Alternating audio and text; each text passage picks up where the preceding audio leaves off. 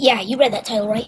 I think simulator games suck for a lot of reasons, and today in this video, I'll be going over every single reason why I think simulator games are one of the worst genres of games on Roblox. First off, simulators involve a lot of doing the same thing. That is literally what the title is.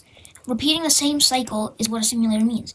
However, that sounds boring. No one in their bright mind would do that for more than like 5 minutes without getting bored. Well, here's what simulator developers actually do to get these people that play their games playing their games.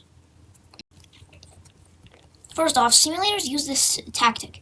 This tactic involves adding bright colors and nice sounds and a lot of rewards when a player plays. When you hop into a game like Pet Simulator 99 and play for over a minute, they give you this little reward for free for playing the game. This will trick the player's mind into think they're doing good and want to keep playing to get more rewards. In Bee Swarm Simulator, colors everywhere. There's colors everywhere in every single simulator. If that isn't enough, there's even worse kinds of simulators. Simulators involving you actually spending real money. While there are some free-to-play simulators like Bee Swarm and, I don't know what, Bubblegum Simulator Infinity, those are free-to-play simulators, right? But there are a lot, and I mean a lot, of simulators involving you spending a lot of money. And these simulators can include games like the Pet Simulator 99 series.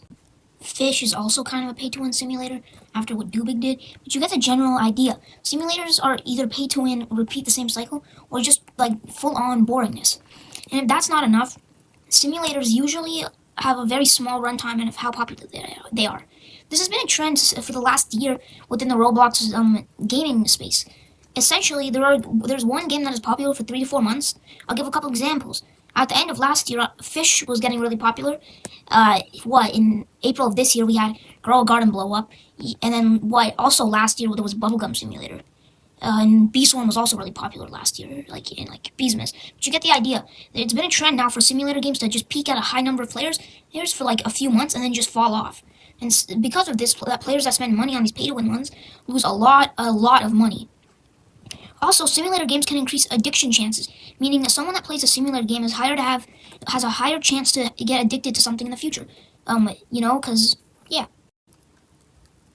With all due respect, I'm not trying to full-on hate, well, I kind of am, but you get the idea. Simulator games are just full-on boring, and they are not fun. They have no game mechanics. They have nothing past, play game, leave computer on. Half of the simulator games players, well, no, not half, 75% of the players in a simulator game, go check a simulator game's player count. Seems awfully high for something that you just keep doing over and over. Most of those people are using a macro or auto clicker to remain in the game because they aren't doing anything. A skill-based game that's fun, fun games like Arsenal and those kind of skill-based games, those games, the amount of players are always lower because they don't have any bots in their lobbies.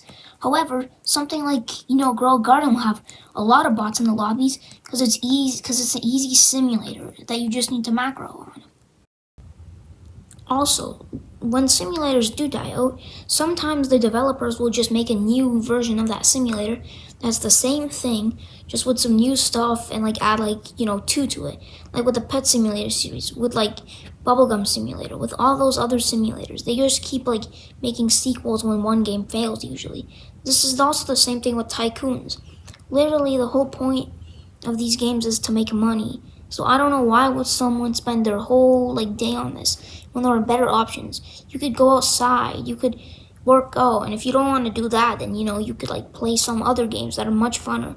There are so many better options than simulators, which is always weird because simulators seem to be dominating the front page half of the time. Generally, what is the point of playing a simulator when you're not even doing anything? The whole time, it's to be the best at the game and make the most money or currency that the game has, or get the most pets, And there are 3 different kinds of simulators, or maybe 2. The first kind of simulator is a pet themed one.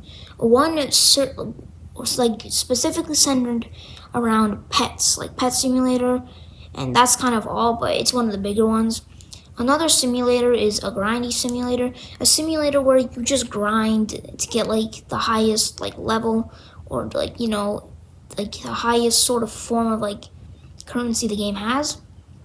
And the other kind is sort of like, I don't really know how to explain this other one. These simulators are sort of like, what's it called? You're doing the same thing. I don't know, really. Yeah, I lied. Just two kinds then.